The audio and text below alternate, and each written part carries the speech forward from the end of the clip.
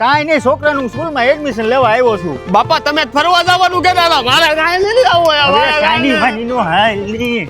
બે હે સાનો મનો, જો કાંઈ તોફાન કર્યા ને તો ઊંધા એક નાખી. કાકા હું છોકરાને હેરાન કરો છો? એલા ભાઈ, એક દી તમે આને હાંસવો ને તો તમને ખબર પડે કે કેવો તોફાની છે. હવે કાકા છોકરા એવા જ હોય. સાહેબ, તમે હજી આને ઓળખતા નથી. આખો દી ઘરમાં પડ્યો મોબાઈલમાં જ મથ્યા રાખે છે. નથી એને ભાઈબંધ ભેગો રમવા જતો કે નથી ભણવામાં ધ્યાન દેતો, અને આ નકરો અર્જણીયાના છોકરા ભેગો ભાઈકા જ રાખે છે. કાકા ઉપાધિ કરો માં, હાલો ઓફિસ. ઓફિસમાં પછી જઈશું, પેલા સ્કૂલ બતાવો. હાલો કાકા બતાવી દો. અરે આમ ક્યાં જાવું?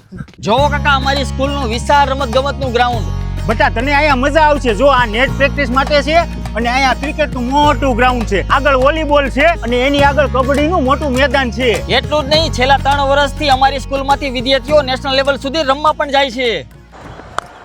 હાલ બટા, હાલ આગળ. અમારી સ્કૂલમાં રમાડવા ખાતર રમાડતા નથી, ટ્રેનિંગ માટે સ્પેશિયલ કોચ રાખેલા છે. અને અમારી સ્કૂલથી 50 કિલોમીટરની રેન્જમાં વિદ્યાર્થીઓને તેડવા મૂકવા માટે બસની સુવિધા પણ છે. આમ બેઠો ઉતરને. જો તમને કહેતો તો ને છે ને તોફાની. હવે ઉપાધિ કરો માં, અહીંયા સીધો થઈ જાય. સર આપણે એનું એડમિશન. હા બોલો ને.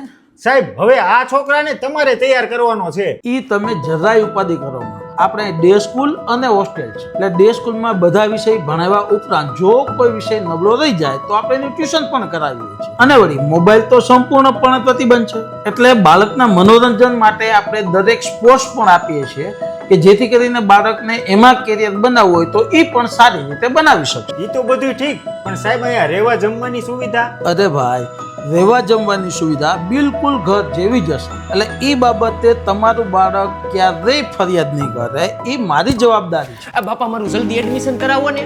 હા ભાઈ, હા, હવે આપણે ઈ હાટું તો આવ્યા છીએ. શિક્ષણ સાથે સંસ્કારનું સિંચન કરતી સ્કૂલ એટલે કે નોબલ સ્કૂલ. વધારે માહિતી માટે ડિસ્પ્લે ઉપર નંબર અને એડ્રેસ આપેલું છે. ત્રંબા પાસે કાળી પાઈ.